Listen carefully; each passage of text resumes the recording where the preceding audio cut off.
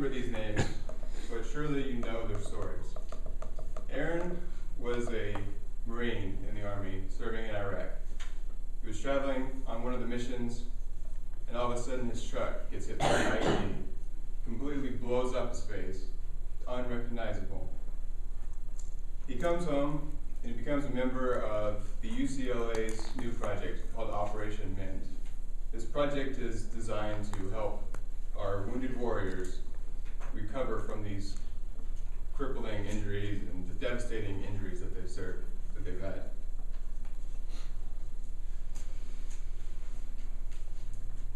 He went through 60 surgeries throughout the course of this process, and he's overcome tremendous difficulty and adversity, and has begun to live a new life with this new face, and it barely resembles what he did before. But he's overcome all this adversity, knowing that at some point he will become back to normal, and he will beat this.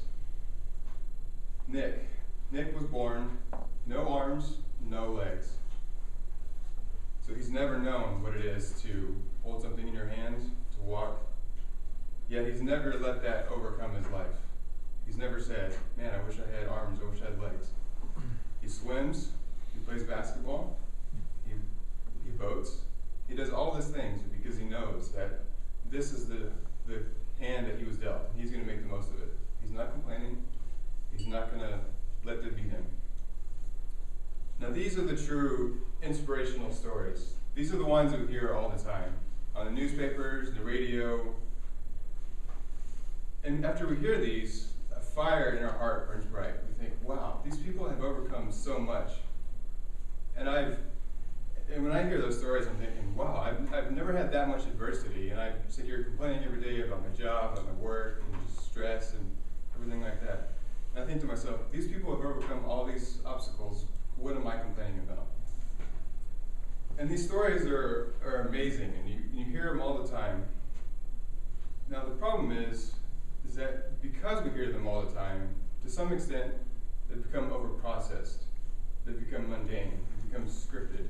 You know, as soon as you hear it, there's going to be introduction of the character, there's going to be a build-up of their story, a climax, and then all of a sudden a solution.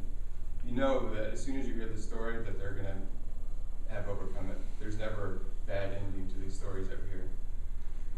So I'm not here today to denigrate these people. They're obviously amazing. What I am here to do is encourage all of us to look around and see the inspiration that is in our daily lives. Because for me, this is what truly inspires me. It's the people that we see overcome their daily struggles. There's a new article in one of the golf magazines about the grounds crew.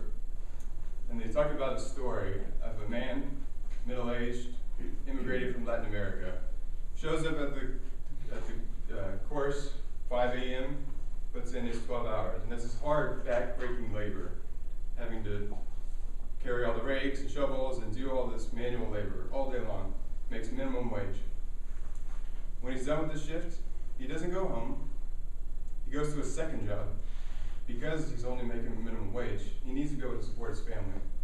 So he's having to work 2 jobs to simply make what many of us could possibly make in a couple of hours. So it's these people that inspire me to do more in my life, to take all these opportunities that I've been given, a good family, a good education, a good support system, and to use those stories to motivate me to do better and to help other people. And in the same vein, even my 6-month-old son inspires me. Now, the biggest problems he has in his life is the ability to eat and have a clean diaper, which obviously isn't that difficult, especially when it's handed to him.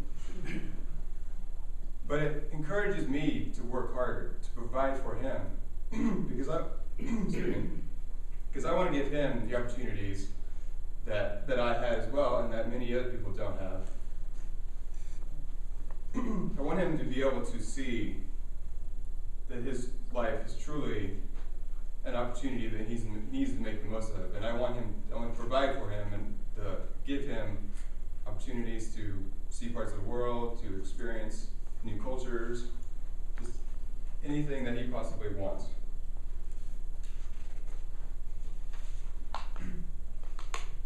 So today I'm here to ask for you to look around you, see what inspires you in your daily life. Now, obviously these stories of Aaron and Nick are truly inspirational, but I think if we all look around us, there's always something that we can use to inspire us.